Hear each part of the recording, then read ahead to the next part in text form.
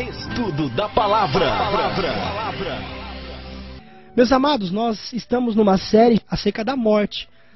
E nós temos visto, se nós resumíssemos tudo aquilo que nós estudamos, obviamente que ninguém é obrigado a aceitar aquilo que está sendo estudado, porque cada um é livre para escolher aquilo que crê e examinar por si mesmo tudo aquilo que ouve, fazendo como os bereanos na época de Paulo faziam. Nós estamos vendo através dos estudos que não há uma consciência após a morte, não há uma alma desencarnada fora do corpo após a morte, ou um espírito desencarnado fora do corpo após a morte. Claro que eu não vou poder resumir tudo isso agora, mas nós temos visto então que não há essa consciência após a morte, que essa doutrina é uma doutrina espírita que surgiu no Jardim do Éden, quando Satanás disse para aquelas duas almas viventes, não almas imortais, mas almas viventes, Adão e Eva, certamente não morreriam. Mas Deus disse certamente morreriam, caso, claro, eles desobedecessem, não é? Você conhece a história, você sabe. Mas há algumas expressões na Bíblia, como por exemplo a expressão fogo eterno, que já estudamos na semana passada, o significado dessa expressão, né? Nós vimos que a questão do fogo eterno é na questão das consequências, que as consequências são eternas ou serão eternas para aqueles que não se arrependerem e se perderão eternamente.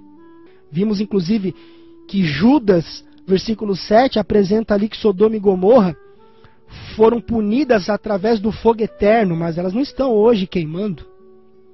Então, obviamente que essa expressão significa que as consequências são eternas. Mas há algumas outras expressões, como eu disse. E quando nós lermos hoje, ou fomos ler aqui alguns textos, à medida que nós formos lendo aqui os textos, nós vamos notar que teremos que estudar algumas expressões. Por exemplo, Hades, Sheol, Geena, Tártaros, que vamos inclusive entrar nesses assuntos posteriormente, após o término dessas expressões fogo eterno ou fogo que não se apaga e muito mais. Por exemplo, abrindo ali em Marcos capítulo 9, versículo 43 e 48, a Bíblia menciona ali um fogo que não se apaga. Marcos, Evangelho de Marcos capítulo 9, versículo 43 e 48, que diz assim, Marcos capítulo 9, então se você achou aí, acompanhe comigo a leitura, ou se não, anote no seu esboço e depois dê uma conferida para ver se é isso mesmo. Marcos 9, versículo 43, olha. E se tua mão te fazer, ou te fizer tropeçar, corta, pois é melhor entrares maneta na vida, no caso na vida eterna, não é? Do que tendo as duas mãos, ires para o inferno, para o fogo inextinguível. Um fogo inextinguível, ou seja, um fogo que não se apaga, podemos dizer assim. No versículo 48 diz assim, ó, onde não lhes morre o verme, nem o fogo se apaga. Essa questão onde não lhes morre o verme, nós vamos estudar daqui a alguns domingos, quando formos entender as expressões Hades, Sheol, Geena, Tártaros, a questão do Vale de Rinom. Então, por isso que é importante a gente acompanhar o programa a cada domingo, porque uma palestra explica a outra. Talvez eu não tenha a resposta toda hoje, mas aí no domingo que vem eu vou ter, e assim por diante. Então aqui nós fazemos uma sequência, a gente realiza uma sequência de temas, para que seja algo bem racional e bem contextualizado, para que a pessoa entenda em toda a sua essência os assuntos tratados. Mas vamos nos apegar então, por enquanto, na expressão fogo que não se apaga. Porque muita gente sincera lê e fala, mas e aí? E esse fogo que não se apaga? Se não há então uma consciência após a morte, se as pessoas não serão atormentadas conscientemente, né, por toda a vida, eternamente, por que existem essas expressões? Na verdade, meus amados, dentro do contexto que nós estamos vendo, esse fogo que não se apaga, esse fogo inextinguível, é um fogo que nenhuma mão humana pode apagar. Porque quem é que pode apagar o fogo vindo da parte de Deus? Não é verdade? Já parou para pensar nisso? Quem é que pode apagar este fogo? Ninguém. Não há como. Não é possível isso acontecer. O fogo vindo da parte de Deus, ninguém apaga. É um fogo que ele consome o quê? Completamente. Ele consome totalmente, e o resultado disso é o quê? É a perdição eterna. E há, inclusive, um relato na Bíblia, isso é história, você com certeza já deve ter ouvido falar sobre isso, acerca dos judeus, né? Os judeus, eles, como resultado da desobediência deles, havia uma profecia que Jerusalém seria destruída. E se você estudar a história, né, você que gosta de estudar teologia, ou você que é um neófito, ou apenas um leigo, né, gosta de pesquisar por você mesmo a Bíblia através da história, você vai ver que Tito destruiu Jerusalém no ano 70 depois de Cristo. Isso é um fato histórico. Foi um cumprimento de uma profecia. E a cidade, ela foi queimada. Foi queimada com um fogo inextinguível. Ninguém pôde apagar aquele fogo. E Deus permitiu que isso acontecesse. Havia a mão de Deus nesse cumprimento profético. E isso já estava profetizado. Se a gente ler Jeremias 17, 27, então abra a sua Bíblia, ou anote no seu esboço e depois acompanhe com mais calma a leitura aí, no seu lar ou no seu trabalho, enfim. Jeremias 17, 27, olha só, Jeremias 17, 27 diz assim, ó: mas se não me ouvirdes, e por isso não santificardes no dia de sábado, e carregardes alguma carga quando entrardes pelas portas de Jerusalém no dia de sábado, olha agora, a parte que é o foco aqui do estudo, ó. Então acenderei fogo nas suas portas, tá Deus falando aqui, ó, o qual consumirá os palácios de Jerusalém, e não o que? Se apagará. Não se apagará. Agora, nós sabemos que Jerusalém foi destruída pelo fogo. Se você estudar a história, quando o fogo estava consumindo ali Jerusalém, o templo, os palácios ali, aquele ouro todo que estava dentro do templo, ele reluzia devido ali o fogo que ia consumindo e aquele ouro começou a derreter. Né? Isso é só um pouco de história para você entender. Se você for a história, você vai saber mais coisas ainda. Agora, a questão chave, o foco aqui é o seguinte: é entender que Jerusalém, ela não está se queimando até os dias de hoje. Jerusalém não está a se queimar ainda hoje. Ou está? Certamente não está.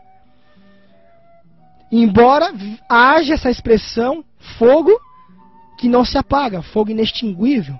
Então, na verdade, se a gente colocar tudo no contexto, porque aparentemente é uma contradição, mas a gente sabe que a Bíblia não entra em contradição. Deus não é um Deus de confusão. O contexto disso, então, só pode ser o seguinte, que essa expressão quer dizer que o fogo vindo da parte de Deus, que ninguém pode apagar, que é um fogo inextinguível, que mão humana nenhuma pode apagar. Mas como assim vindo da parte de Deus? Porque Deus permitiu. É um fogo que realizaria uma obra completa de destruição. Então Deus permitiu que os romanos acendessem fogo ali, dá certo? No templo, na cidade, e houvesse então aquela destruição. E por que vindo da parte de Deus? E que sentido isso vindo da parte de Deus? Porque Deus ele permitiu que isso acontecesse porque ele tinha um propósito dentro de uma profecia. Porque esse povo ele tinha se afastado de Deus, esse povo não tinha mais nenhum temor de Deus. Deus não estava mais com essa nação. Embora a Bíblia mencione um fogo que não se apaga, Jerusalém não está ardendo em chamas ainda hoje. Mas por que então, repetindo, por que então o fogo não se apaga? Porque realizou uma obra completa de destruição. E Deus permitindo que este fogo viesse, da parte dele no sentido de que ele permitiu, mão alguma poderia o quê? Poderia apagar esse fogo. Uma vez, uma casa publicadora cristã pegou fogo ali nos Estados Unidos, porque um pessoal tinha publicado um livro que tinha algumas heresias contrárias ao que diz a Bíblia acerca da personalidade de Deus, que era chamado de panteísmo. Era uma espécie de um Deus da nova era, um Deus que estava em tudo, um Deus que estava no sol, na lua, um Deus que estava em mim, um Deus que estava na grama, enfim, o panteísmo. E esse pessoal foi advertido através de uma visão profética. Uma moça profetizou que se eles publicassem este livro, que aquele local pegaria fogo. Engraçado que eles não mudaram de ideia, publicaram o livro, e realmente aquela casa publicadora pegou fogo. Engraçado que os bombeiros, tá, isso é fato histórico, os bombeiros, relatando ali o ocorrido, eles disseram que quanto mais eles jogavam água, parece que estavam jogando gasolina. Quanto mais água jogavam, parece que mais fogo pegava. Por quê? Porque era algo vindo da parte de Deus. Deus permitiu que aquilo acontecesse porque Deus estava desgostoso pelo fato de publicar uma literatura pregando uma heresia. Então isso usando como um símbolo para você entender esse contexto aqui que a gente falou de Jerusalém, do fogo que não se apaga. Ok? Agora, há uma outra expressão, eu quero terminar com ela, que é a expressão para todo sempre, porque Apocalipse capítulo 20, abra sua Bíblia ou anote e leia depois, Apocalipse capítulo 20, versículo 10, Apocalipse capítulo 20, versículo 10 diz assim: o diabo, o sedutor deles, foi lançado para dentro do lago de fogo e enxofre, onde também se encontram não só a besta, como o falso profeta, e serão atormentados de dia e de noite pelos séculos dos séculos. Ou seja, algo que dá uma visão assim de algo interminável, algo que dura para todo sempre, que fica para todo sempre, não apaga, não acaba. Outro dia um pregador famoso que tem um programa de televisão, ele disse assim, que os ímpios vão queimar por 1 milhão de anos, por exemplo. Quando terminarem esses 1 milhão de anos, quando chegar no término deles, não vai acabar, mais 1 milhão de anos. E aí quando terminar mais 1 milhão de anos, ainda não acabou, mais 1 milhão de anos.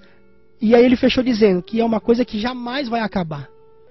E muitas pessoas sinceras, ao lerem essas expressões, entendem realmente assim. Deus entende a sinceridade dessas pessoas. Mas vamos deixar de lado todos os preconceitos e vamos ver o que diz a Bíblia no seu contexto. No seu contexto, tá? Na verdade, se a gente ler a Bíblia, nem sempre, para todo sempre, significa para todo sempre. Né? Ou podemos dizer que para todo sempre pode ser literalmente traduzido da seguinte forma: até ao tempo do fim, tá?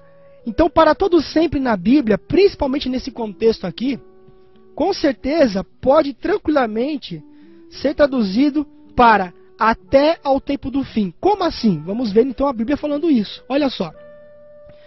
Além de significar isso, até o tempo do fim, pode significar também em quanto tempo a pessoa viva.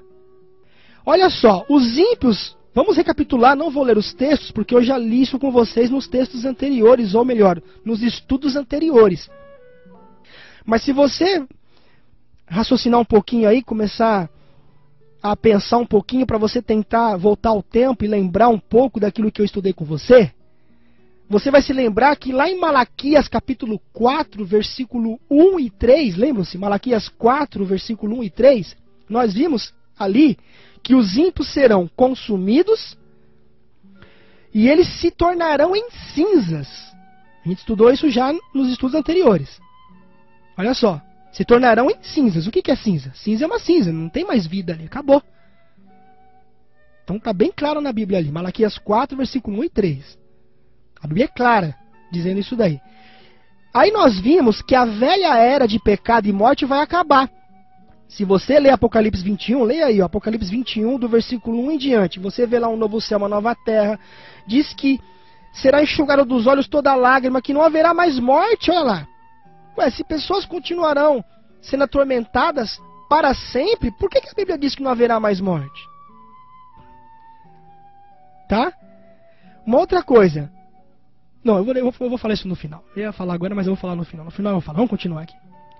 Então Deus introduz uma nova era. Aí Deus cria um novo céu, cria uma nova terra. Não haverá mais lágrimas, como vimos, não haverá mais morte, não haverá mais doença, não haverá mais dor. Agora, se você ler no Antigo Testamento, você vai notar ali que um escravo deveria servir ao seu senhor para todo sempre. Aonde se encontra isso? Êxodo capítulo 21, versículo 6. Abrindo ali em Êxodo capítulo 21, versículo 6, rapidamente. Êxodo 21, versículo 6, a gente lê ali, ó. Então o seu senhor o levará aos juízes e o fará chegar à porta ou à ombreira, e o seu senhor lhe furará a orelha com uma sovela, e ele o servirá para sempre. Agora, acontece, não para aqui, né? Não para aqui. Acontece que Ana, quem era Ana? Ana era a mãe de Samuel. Ana apresentou o seu filho Samuel no templo, e ela diz que o seu filho serviria ao seu senhor para sempre. Onde está isso? 1 Samuel 1, 22. Vamos ler lá? 1 Samuel capítulo 1, versículo 22. Vamos abrir então a Bíblia. 1 Samuel capítulo 1, versículo 22. Vamos ver aqui, ó, 1 Samuel 1, 22. Olha só. Ana, porém, não subiu e disse a seu marido: quando for o menino desmamado, levá-lo-ei para ser apresentado perante o Senhor, e para lá ficar para sempre. Acontece que em ambos os casos, tanto do escravo quanto de Samuel, o período de tempo durou até que a pessoa vivesse. Olha só 1 Samuel 1, 28. Olha o contexto. Por isso tem que ler o contexto, né? Olha o 28, ó, de 1 Samuel capítulo 1. Pelo que também o trago como devolvido ao Senhor por todos os dias que viver. Pois do Senhor o pedi, e eles adoraram ali ao Senhor. Ou seja, enquanto vivesse. Por exemplo, Jonas, lembra de Jonas? Jonas, ele usa uma expressão que está em Jonas capítulo 2, versículo 6. Leia lá, Jonas 2, versículo 6. Ele usa a expressão para sempre, quando ele descreve a sua experiência no ventre da baleia. Mas ele não ficou para sempre ali. Para sempre referia-se a um tempo limitado, não a um período de tempo sem fim, que não acaba, algo interminável, não. Durou, na verdade, tanto tempo quanto Deus determinou, meus amados. Ou seja, até o fim do tempo. Ou tão logo quanto ele pôde viver naquele ambiente. O castigo dos ímpios será um castigo eterno. É verdade, a Bíblia diz, Mateus 25, versículo 46. Mateus 25, 46 fala do castigo eterno. Agora, como assim, castigo eterno? Por quê? Porque eles serão consumidos até se tornarem cinzas, porque o contexto tem que estar aí. Não adianta eu pegar só uma parte e não ler o contexto, então a Bíblia vai ter contradição. Então eles serão consumidos, se tornarão cinzas, desaparecerão para sempre. Não se trata, portanto, de um castigo eterno no sentido de um estado continuado de tormento. Não é isso. Mas as consequências são eternas. Porque a vida eterna é para quem, meus amados? A vida eterna é para quem? A vida eterna é para o justo. Mas tem gente ensinando que a vida eterna é para o ímpio também, dizendo que vão queimar eternamente. Então Satanás, ele também vai viver eternamente. Mas a Bíblia diz que o pecado vai acabar, que Satanás não vai existir mais, quer dizer, então tá alguma coisa confusa nesse negócio. E outra, se os ímpios vão viver eternamente sendo atormentados, então o pecado será perpetuado, não tem cabimento uma coisa dessa. Adão e Eva não tiveram que sair do jardim do Éden, e dois anjos com espadas flamejantes como de fogo ficaram guardando o acesso à árvore da vida para que o pecado não fosse perpetuado? Então, pessoal, vamos usar um pouquinho da cabeça, da lógica. Porque a ideia de um inferno ardendo eternamente ia fazer de Deus um monstro cósmico, alguém que tem prazer em ver o sofrimento das suas criaturas. Um Deus de amor, na verdade, ele deve eliminar o pecado completamente do universo. Ou o pecado destruirá o planeta todo. Como acontece com uma operação cirúrgica, para eliminar um câncer. Assim, Deus tem que cortar o mal, embora sofra. É como se Deus falasse assim, olha, eu amo tanto o ser humano, mesmo que ele se perca, que a morte eterna, ou seja, ele não existir nunca mais, é o melhor remédio para ele, porque ele não seria feliz vivendo eternamente no pecado. Até nisso Deus é amor. Mas há pessoas que ensinam que haverá um resquício de pecado ali no universo. Não tem cabimento uma coisa dessa, pessoal. Então que Deus abençoe, que nós possamos, examinar a Bíblia por nós mesmos e compreender que Deus, ele nos ama, que Deus é amor, que ele não tem prazer na morte do ímpio e que ele quer que você se volte para ele. Volte-se para ele hoje. Jesus já está voltando. Haverá um tempo em que a porta da graça estará fechada para todo sempre. Mas hoje ainda há chance para você e para mim. Confessemos os nossos pecados e nos acheguemos até o seu trono de graça. E Ele fará maravilhas na nossa vida e fará com que a gente vença o pecado, assim como Jesus venceu também a tentação. Amém? Que Deus